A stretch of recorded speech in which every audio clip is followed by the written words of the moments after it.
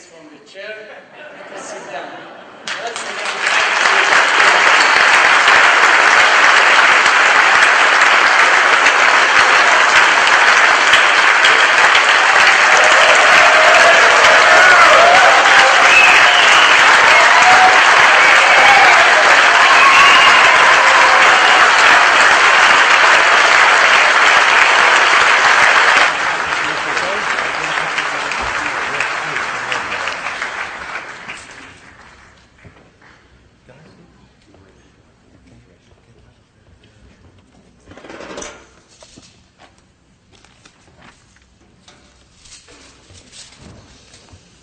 Well, finally.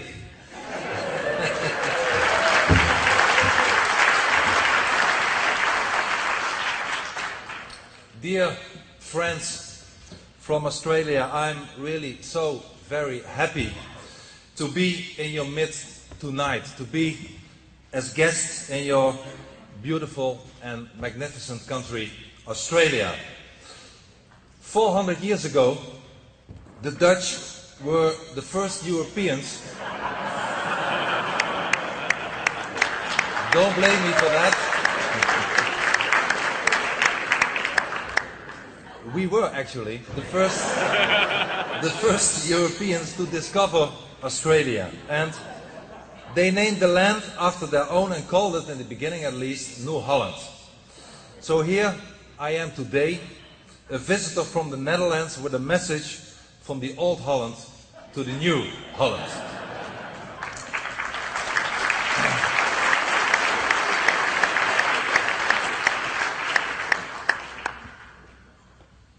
And I'm here to tell you how Islam is changing the Netherlands and Western Europe, unfortunately, beyond recognition. We are in the process of losing our culture, our identity, and our freedom. And I'm also here to warn Australia about the true nature of Islam. It's not just a religion, as so many people mistakenly think. It's primarily a dangerous and totalitarian ideology. And I'm also here to warn you what is happening in my native country, the Netherlands, that might soon happen in Australia too, if you fail to be vigilant. And I'm also here to give you some modest advice on how to turn the tide on this process of Islamization. Inform people. Confront them with the truth. Don't be afraid to speak. Use your right of free speech, because if you don't use it, you will lose it.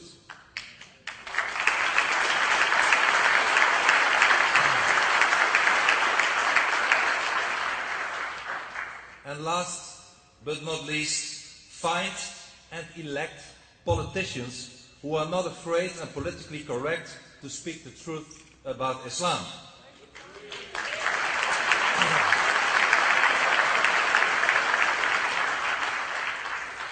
Before I start my speech, allow me to thank the Q Society for inviting me to your country.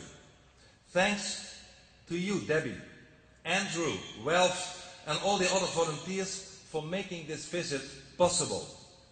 Debbie, where's Debbie?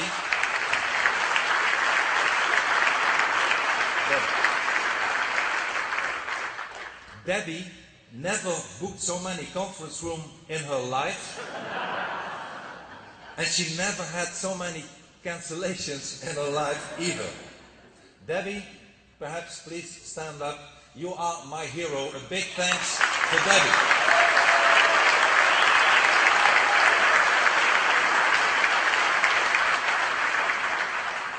I bet, Debbie, you think twice about ever inviting me again to Australia. The Q Society and its volunteers embody the courage for which Australians are known in Europe. Because we Europeans, we know very well that we owe our freedom in part to the thousands of young and brave Australians who fought and died at Passchendaele and at Gallipoli. And these Australians, perhaps your fathers and grandfathers, persevered against all odds. And so did the Q Society, despite the efforts of the governing establishment to discourage my visit. You know, first, Chris Bowen, the then Federal Minister of Immigration, had me wait for, I believe it was something like 5 years, for a visa, 5 weeks at least, forcing us to postpone the visit from October last year to February today.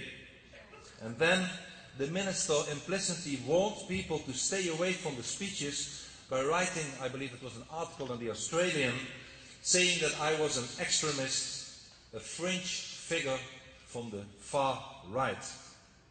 And Western Australia's Premier, Colin Bartlett, went even as far to tell the media that I am not welcome in his state. And I wonder, ladies and gentlemen, I wonder how many public figures in the world have already been told before that they are not welcome in Western Australia. I wanted to find that out, so I googled the words, "not welcome in Western Australia." And guess what? 2 items popped up. The first, my name, Geert Wilders, and the second, US nuclear base. So, sadly though, private enterprises followed the example by boycotting my visit, declining the booking of venues, turning down ads and refusing banking services. But again, the Q Society did not give up. So thank you a lot also here this evening to the owner of La Mirage here in Melbourne, where we are gathered today for making this evening possible.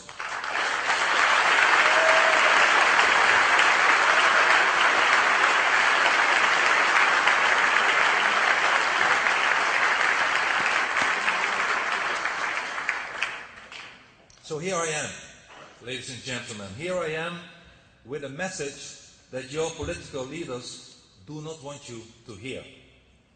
But first, let me shortly tell you who I am and how I live. I am an elected politician from one of the oldest democracies in the world, the leader of the Party for Freedom, currently the largest Dutch opposition party in Parliament. We have almost 1 million voters in a country that is known for its tolerance. I am not a fringe figure. I am not far right either. Political opponents, yes, they brought me to court accusing me of hate speech and of discrimination, but the court in Amsterdam, after an ordeal that lasted 2 years, acquitted me on all charges.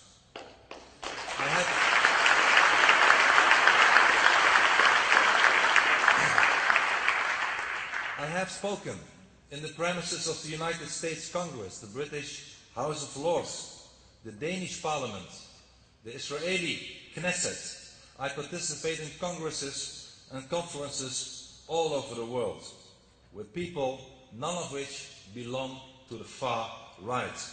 And for the past 9 years, indeed, I have been living under around-the-clock police protections.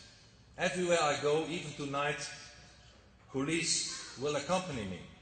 I live in a government safe house, protected, more safe and bulletproof than our national bank. I wish I had the money. Earlier, my wife and I lived in army barracks, even in prison cells, just to be safe from assassins. And why? Because this is the interesting question. I am not so interesting, but why? Why do I need this protection? I'm not a president or a king. I'm just a simple parliamentarian. Why have I been marked for death? Why was I put under police protection after the Dutch filmmaker Theo van Gogh was slaughtered in broad daylight? I can tell you why. Because I, as he did, have criticized Islam. A few hours after Theo van Gogh was found dead, the police found a letter written by his assassin threatening to kill my then colleague Ayaan Hirsi Ali and myself, because we too had been critical about Islam. Ayaan has since left our parliament for America, but I continue to express my views about the Islam, both in the Dutch parliament and in a public debate around the world. But once again, it's not I who is important here. What is at stake, ladies and gentlemen, is the defense of our freedom.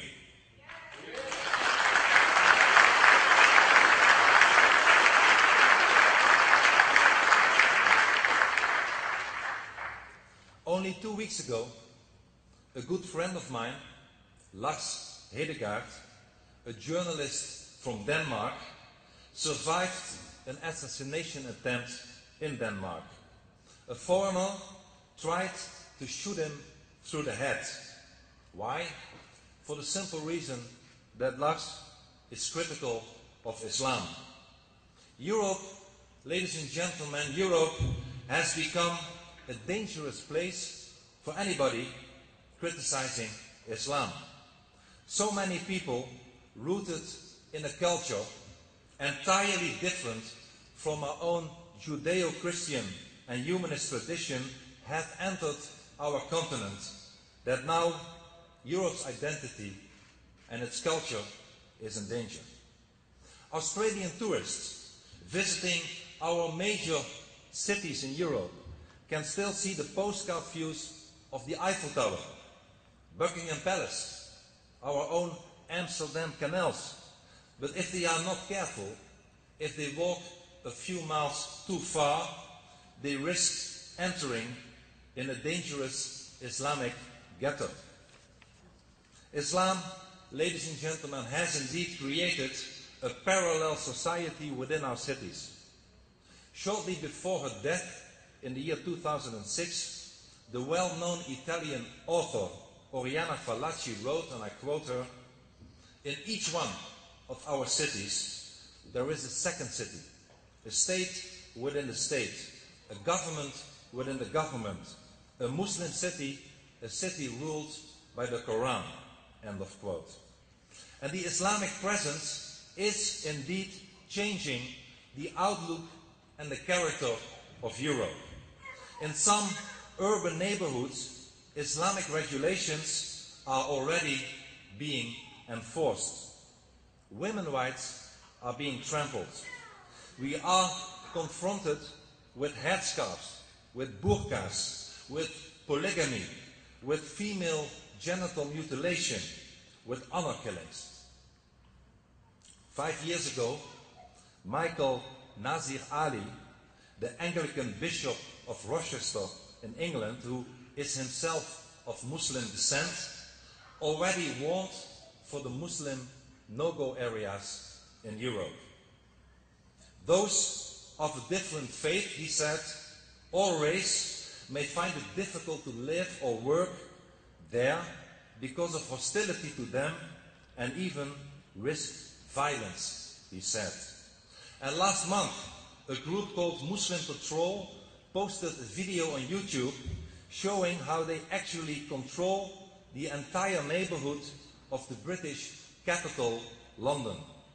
They intimidate people, force women to cover up, harass gays, confiscate alcohol, and forbid non-Muslims to walk past a local mosque. 2 years ago, a high-ranking German police officer admitted that no-go zones outside police authority are proliferating all over Germany. We can witness this phenomenon all over Europe. I used to live myself in Kanaleiland, a suburb of Utrecht, the fourth major city of the Netherlands. During the 20 years that I lived there, it transformed into a dangerous neighborhood for everybody who is non-Muslim. People like myself were robbed. We had to run for safety. And the same transformation has happened in parts of Amsterdam, of Rotterdam, of other cities, in the Netherlands as well as in Belgium, in Germany, in Britain and France, in Italy, in Sweden, and almost every country in Europe. In August 2011, a Dutch newspaper sent its war correspondent, you heard it right, its war correspondent to the Dutch city of Helmond to investigate reports that Islamic thugs were harassing local residents. And this article described how terribly people were abused and people, non-Muslims, suffered, including the sexual harassment of young girls.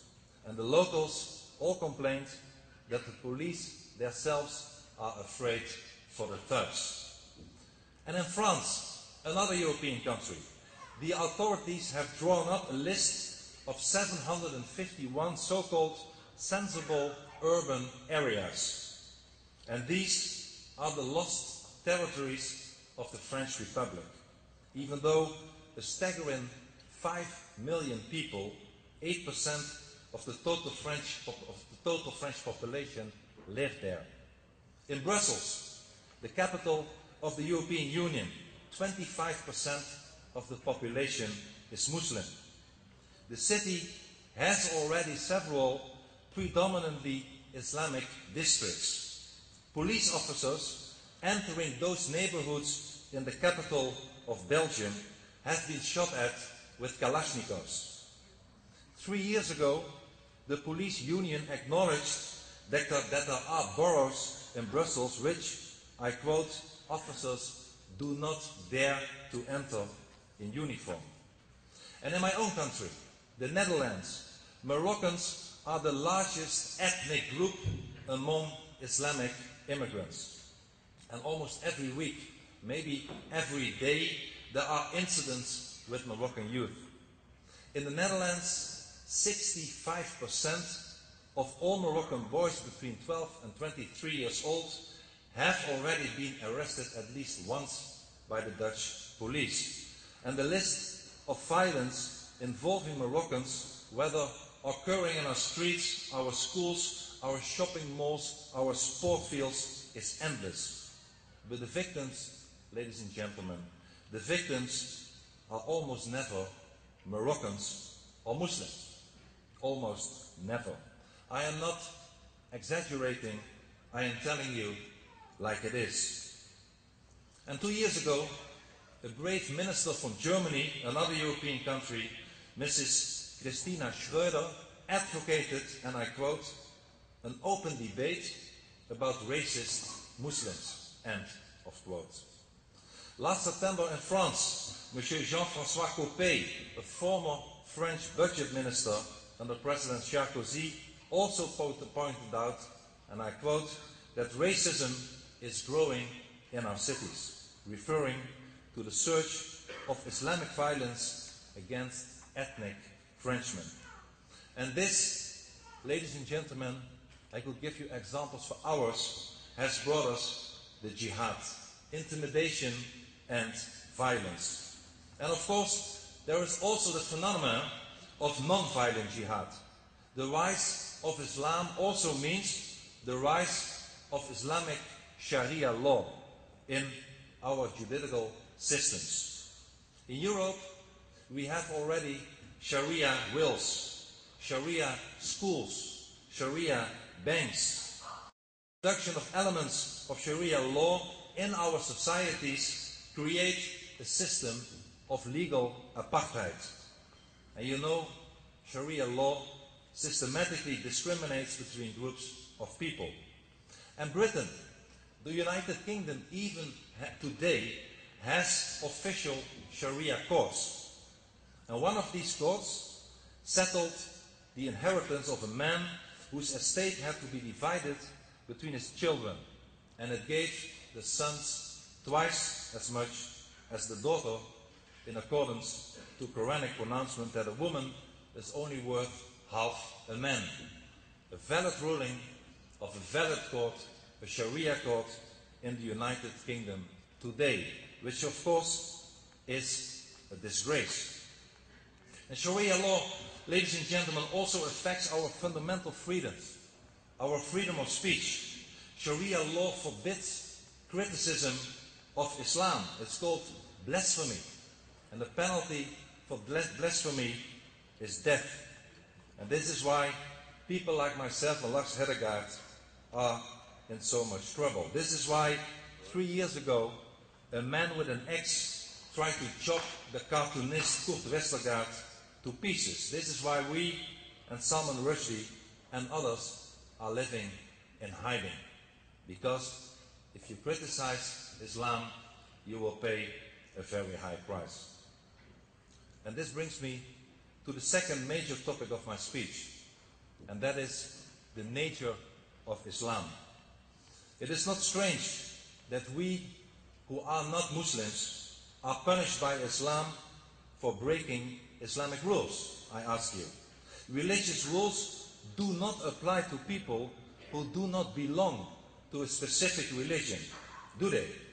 Indeed, a religion, every religion, should be voluntary. Yet, Islam imposes its rules on everyone.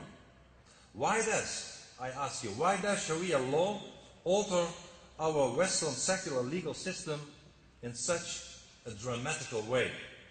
The answer is that rather than a religion, Islam is a totalitarian political ideology and wants to impose its legal system on the whole society. Islam, ladies and gentlemen, is an ideology because it is political rather than religious. Islam is an ideology because it aims for an Islamic state and it wants to impose Sharia law on all of us. Islam is totalitarian because it's not voluntary. It orders that people who leave Islam must be killed. And contrary to all the other religions, real religions, Islam also lays obligations on non-members, non-Muslims. And your fellow Australian, the theologian Mark Dury, has said, very wisely, and I quote Mark, Islam classically demands a political realization, and specifically one in which Islam rules over all other religions, ideologies, and competing political visions. Islam is not unique in having a political vision or speaking to politics, but it is unique in demanding that it alone must rule the political sphere. End of quote.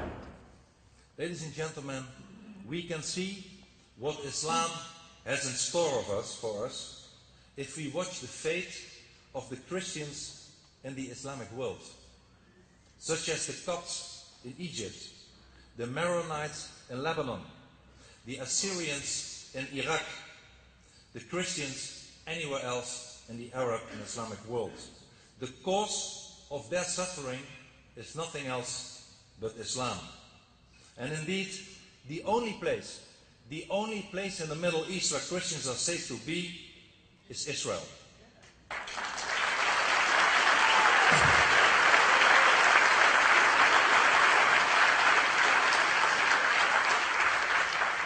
Israel is also, as you know, the only democracy in the Middle East, a beacon of light in an area of darkness and barbarism. We, ladies and gentlemen, we should all support Israel.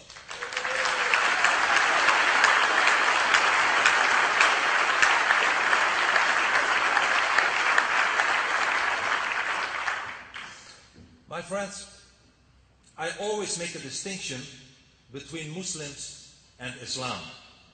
Most Muslims are indeed moderate, but the ideology of Islam is dangerous. The moderates are the captives of a totalitarian regime, and if only they could liberate themselves from the Islamic culture of fatalism and apathy, the most beautiful things could happen to them and to the rest of the world.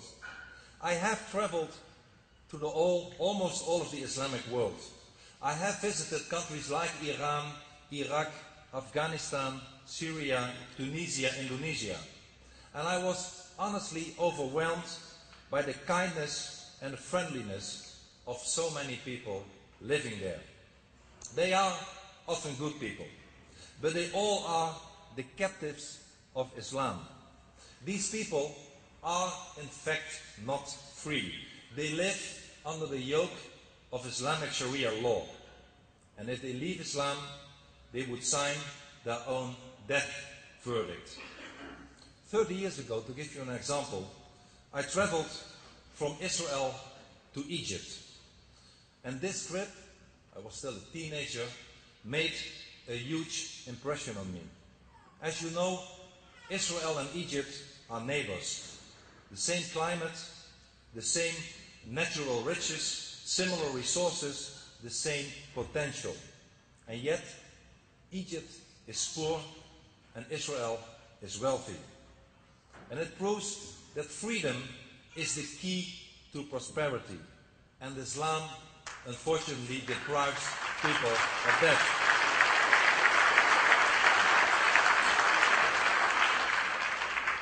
However, as long as Islam remains dominant, there can be no real freedom. Just look what is happening in the Arab countries. The so-called Arab Spring quickly degraded into a freezing Arab winter. The situation of women and non-Muslims, such as Christians, worsened dramatically. In Islamic countries, ladies and gentlemen, democracy does not lead to freedom. Islam keeps people entrapped in a mental prison. A survey by the American Pew Center found that even though 59% of the Egyptians prefer democracy to any other form of government, 84% of them want the death penalty for apostates. And despite the presence of many moderate Muslims, the growing Islamic presence in my continent, in Europe, is causing enormous problems. And Europe's Islamic lobby is increasingly assertive. It has successfully pressured European politicians into implementing pro-Islamic policy, institutionalizing Sharia practices, adopting anti-Israel positions, restricting freedom of speech under the pretext that telling the truth about Islam is a hate speech crime. In the Netherlands, we have prison cells with arrows on the floor directing towards Mecca. Prisons where only halal food is served. Islamic lawyers who do not have to rise when the judge enters a courtroom. Schools that close on Islamic holidays. Works of art that are removed from public buildings because it might offend Muslims. Separate swimming hours. Separate theater performances. Separate courses for men and women. Nurses in a home for the elderly who are exempt for treating men because Islam forbids it. And Islamic and pro-Islamic groups drag people simply to court because they exercise their legal freedom right of freedom of speech. And this is called legal jihad. People like myself, like Lars Hedegaard that I mentioned before, but also others from Canada to Switzerland have spent endless time, energy and money in trials for speaking the truth. And to understand the nature of Islam, one also has to understand the founder of Islam, Mohammed, the author of the Quran.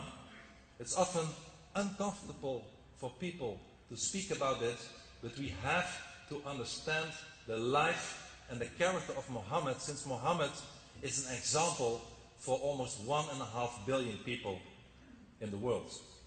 According to Islam, Mohammed is the perfect man whose life must be imitated. And the consequences The consequences of an imitation of Mohammed are horrendous and can be witnessed on a daily basis.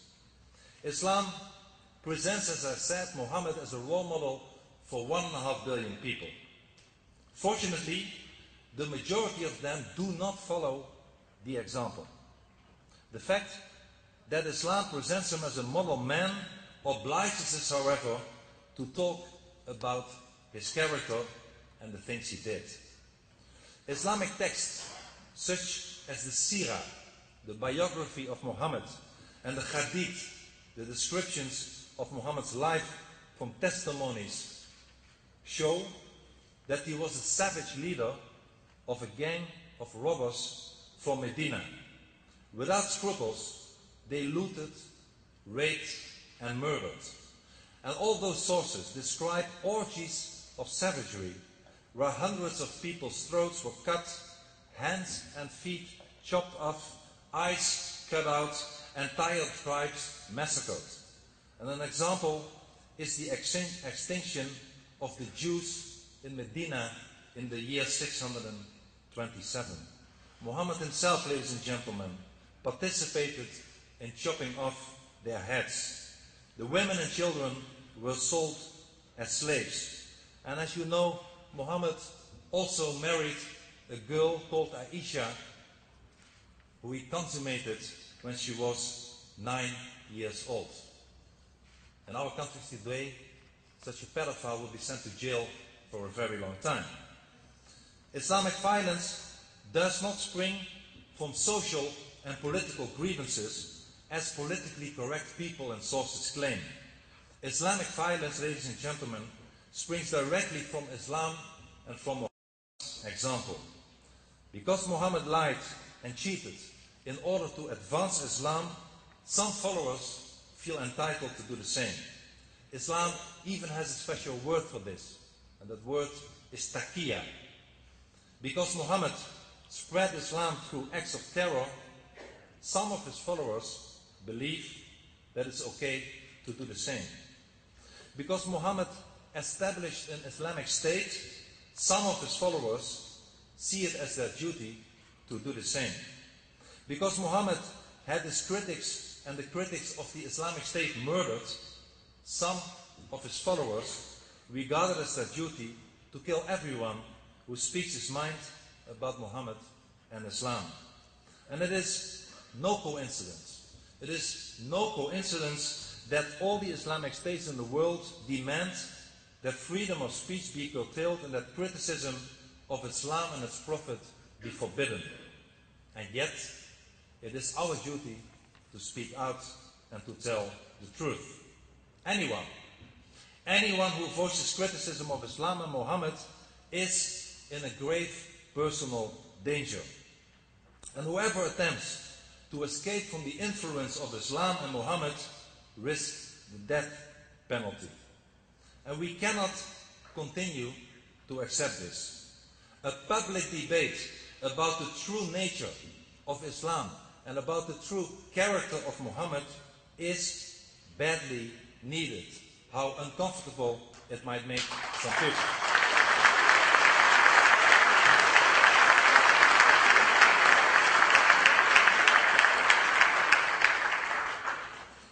Understanding Islam and Muhammad also learns us important lessons about the present situation. And this is how I come to my third major topic that I want to address and talk to you about, and that is the lessons for Australia. It is important that you, Australians, realize that in our present day, Islam is spreading predominantly through the method of immigration from Islamic countries. Muhammad himself conquered Medina through the method of immigration, or hijrah, as it's called in Islam. Hijrah, ladies and gentlemen, is an instrument of jihad. It's an instrument that Islam uses to dominate the free world. So, in order to stop Islamization, we should stop, and we try to do that in Holland, at least my party, as our first priority, to stop the immigration from Islamic countries. Enough is enough.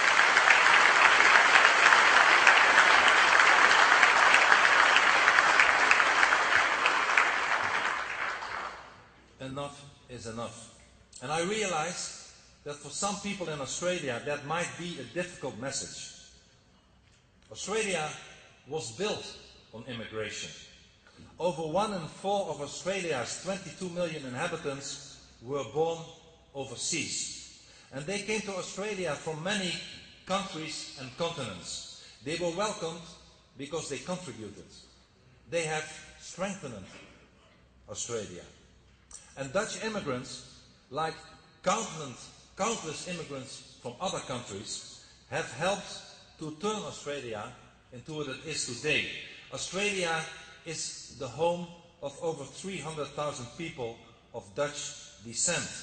And I believe, but correct me if I'm wrong, I believe that these Dutchmen never caused any problems because they did not bring along an ideology which prohibits friendship with non-Dutchmen, which commands them to hate non-Dutchmen and to submit or kill non-Dutchmen.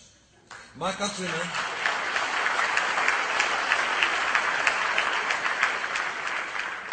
countrymen did not come to impose their own culture upon the non-Dutch Australians. They assimilated into your society, and in doing so, they enriched it. Today, Europe too is confronted with millions of immigrants. Unfortunately though, many of those immigrants are not strengthening nor enriching our societies, because many of them refuse to assimilate and create a parallel society within our nations. And a very large number of these immigrants have moved to Europe from Islamic countries. Europe, as I said at the beginning of my speech, is in the middle of an Islamization process, driven by immigration from Northern Africa, from Turkey, from the Middle East, and other parts of the Islamic world, such as Somalia. And you know that the Islamic countries belong to the organization of the Islamic Conference, the so-called OIC, the largest voting bloc, the biggest Israel haters in the United Nations. And in 1990, this organization, where all Islamic countries belong to, adopted the so-called Cairo Declaration on Human Rights, in which human rights are bound to Islamic Sharia law. It calls for the death penalty for people who leave Islam or insult Islam, Mohammed, or the Quran. There is a second priority which we have in the Netherlands in my party platform, and that is to counter Sharia law in our own country. And let me explain. When people move to another country, they integrate, they blend in, they assimilate. That is the natural order of things. When immigrants from Islamic countries settle in Western countries, they move from an unfree society to a free society. And I believe that people normally always prefer freedom over tyranny. That is human nature. In the normal order of things, immigration from Islamic countries would weaken Islam. Their contact with Western freedom would lead Islamic people to abandon Islam. However, through the creation of a Sharia-based parallel society, we see it happening all over Europe. Be careful that it won't happen in your own country. Islam manages to continue its control over its captives. Islamic societies, including Islamic enclaves in the West, exert tight social control that is indicative of the totalitarian character of Islam. My friends, I am here to warn Australia. Learn from us. Learn from our mistakes. Learn from the European lessons. The more Islam you get in your society, the less civilized it becomes and the less free it will be.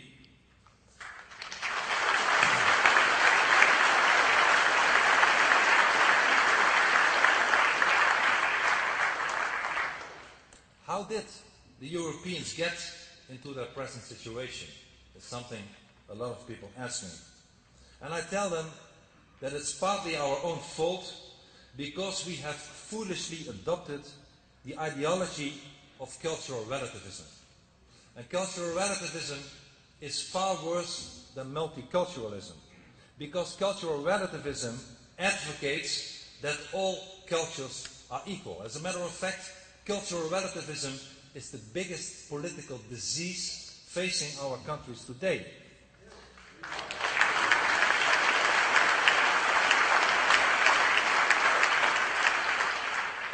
Because cultures, of course, cultures are not equal.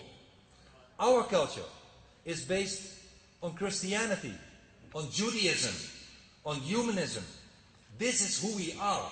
We are not, and we never should become, an Islamic country with Islamic values.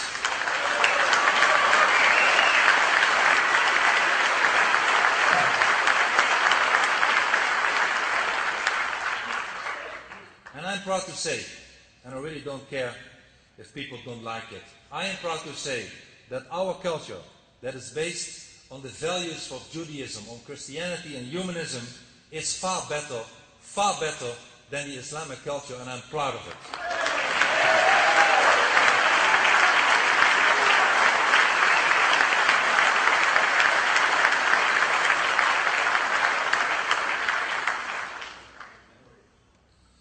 Ladies and gentlemen, as I said, Europe is changing rapidly.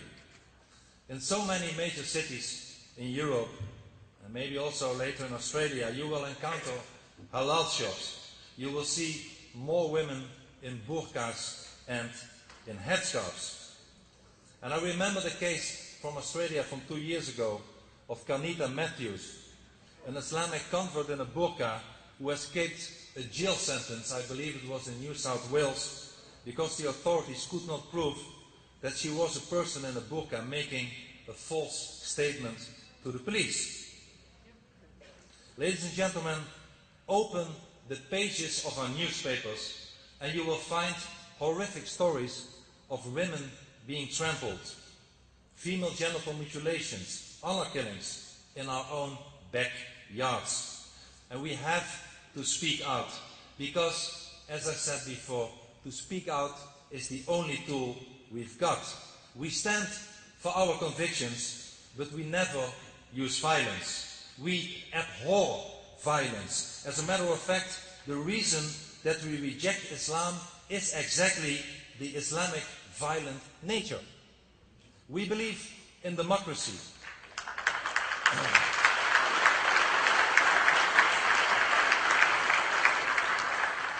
We cherish the tradition of people like Solzhenitsyn, of Lech Walesa, like people like Ronald Reagan, all people, all heroes that defeated a totalitarian ideology by the power of their conviction and by using no other means than their words.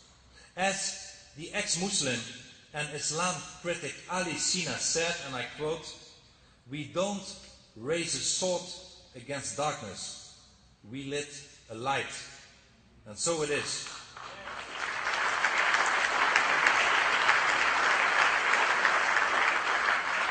We lit a light of the truth, and the truth will set us free. The truth that while Muslims can embrace freedom, Islam cannot.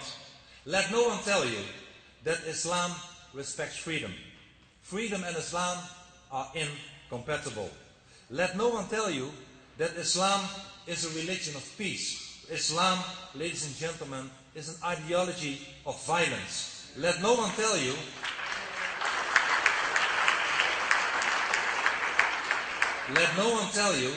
that you should tolerate the intolerant. As a matter of fact, we should stop being tolerant to the intolerant. We should start becoming intolerant to the people who are intolerant to us.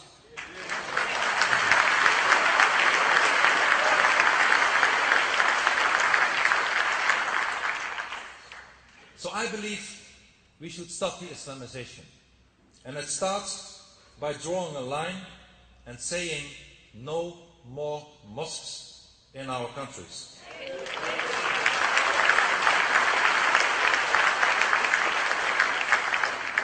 Besides forbidding the building of new mosques, I also say enough is enough. No more immigration from Islamic countries.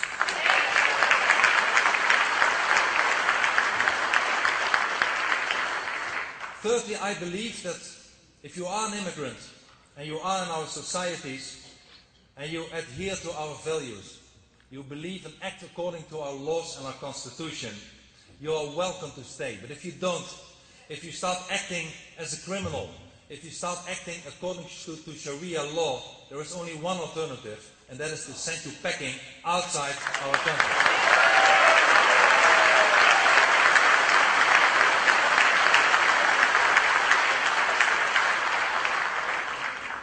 We should stop this political correct appeasement towards everything that has to do with Islam and multiculturalists. And very often, as you know, the appeasers are the governments who are afraid of Islam and Islamic radicals threatening violence and riots against anyone who dares to confront their ideas. And what we are witnessing today is how freedom actually dies. It dies because the political elite in so many of our Western countries is unwilling and cowardly to defend it. And we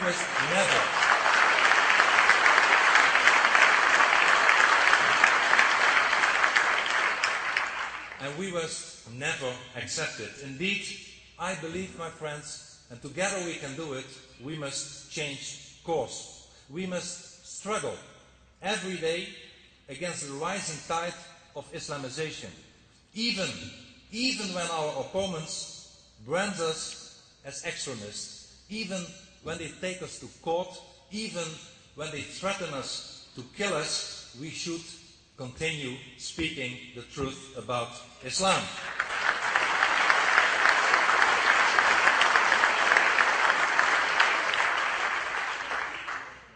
If we do not oppose Islam, we will lose everything that is dear to us. Our freedom, our identity, our democracy, our rule of law, and all our liberties. So we must end this disease of cultural relativism and proclaim who we are. And in order to know who you are, you first need to know what you are not.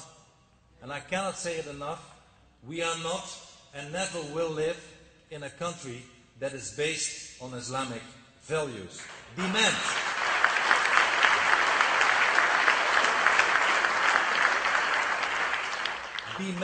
ladies and gentlemen, that immigrants accept Australia's values and not the other way around anymore.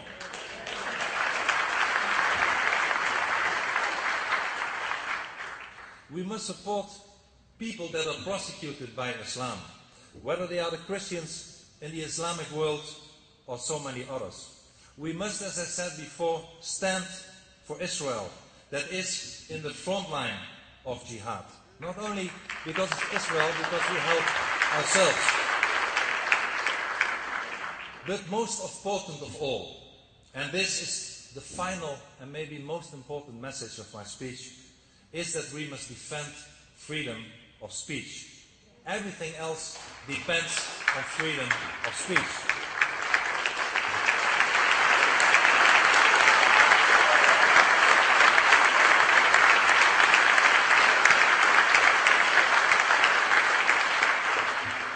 We cannot correct our mistakes, of the mistakes of our government, if we are not allowed to talk about them.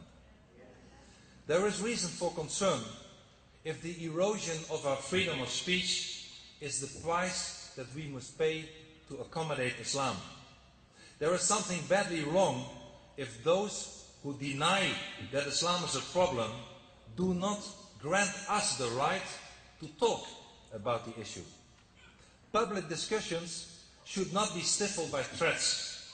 On the contrary, public discussions should be promoted, and everyone should be allowed to freely express their opinions. And that is why I believe that Europe, Canada, maybe also Australia, are in a desperate need of an equivalent of America's First Amendment, which guarantees us a maximum freedom of speech.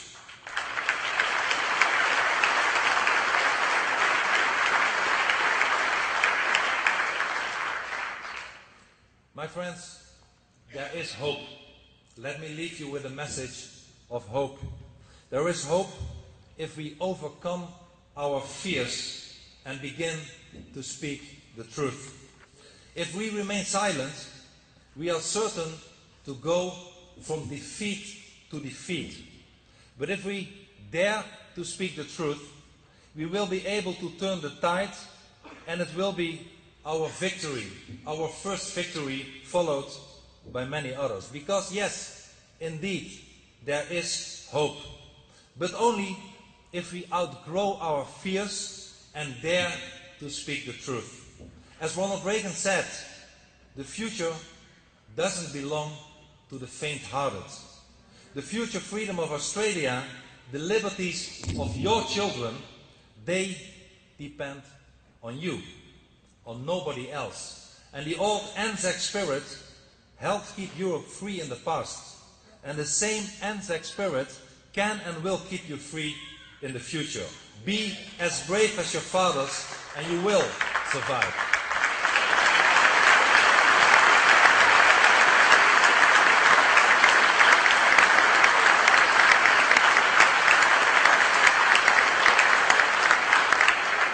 And there is hope, because we are not alone.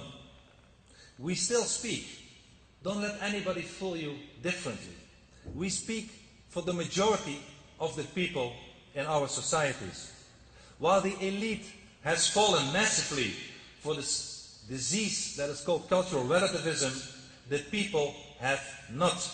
In my own country, the Netherlands, 56% of the population, the Dutch population, see Islam as the biggest threat to our national identity.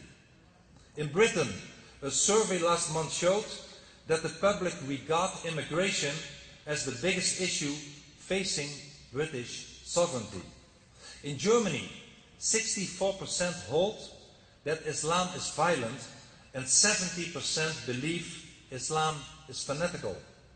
In France, 74% are convinced that Islam is intolerant and incompatible with the French society. And these people, ladies and gentlemen, all those peoples, all those majorities of European countries are not wrong-headed. They are not extremists. They are not bigots. They stand for decency. They stand for common sense. They stand for liberty. And we must speak on their behalf.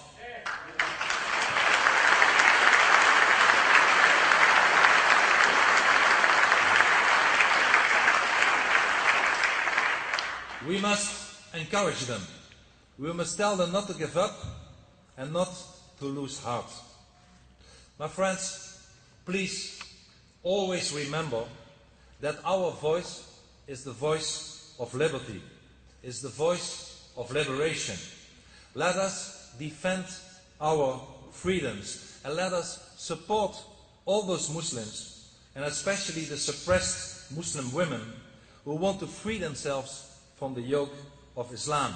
Also, they deserve our support. Let them join the worldwide community of freedom, renounce Sharia and Islam, and be free as we are free. I believe it would be good if Muslims leave Islam for Christianity or atheism or whatever, as long as it's not Islam.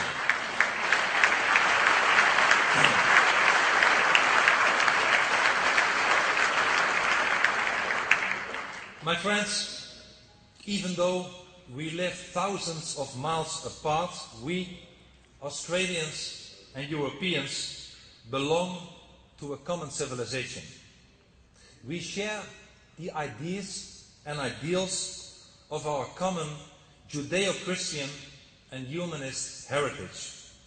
We must help each other in the struggle for this heritage, because Islam is a threat to Europe as well to Australia. And if we want to preserve our nations, our homes and our freedoms and pass them on to our children, we must stand together, shoulder to shoulder, with Israel and the other nations of the West. We have to rely upon each other and help each other in the struggle against this common adversary. We must stand together, otherwise we will be swept away by Islam. And I believe, my friends, that we will stand together, that we will stand firm, that we will not submit, and that we will survive. And why is it that we will survive? Because we stand for the truth, and the truth will always prevail. Thank you very much. Thank you.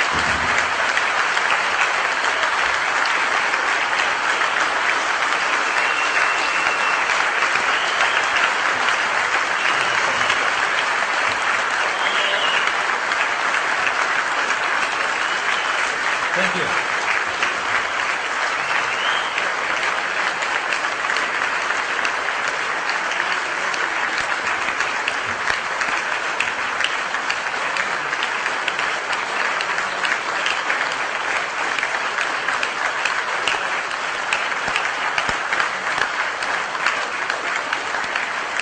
Ladies and gentlemen, on behalf of everyone here, I would like to pass on our combined sincere thanks to Mr. Wilders for a fantastic hour's presentation.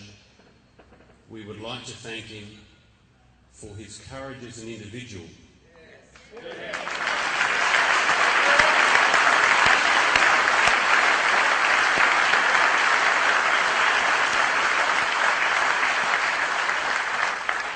He's a beacon of hope in a free world, and we all need to listen to what he has to say. And we go home and we need to share it with our family and friends, because that's now our job. But once again, thank you, Mr. Wilders, for taking the time out of your very busy life to come out here to Australia and advise us on our future. Thank you.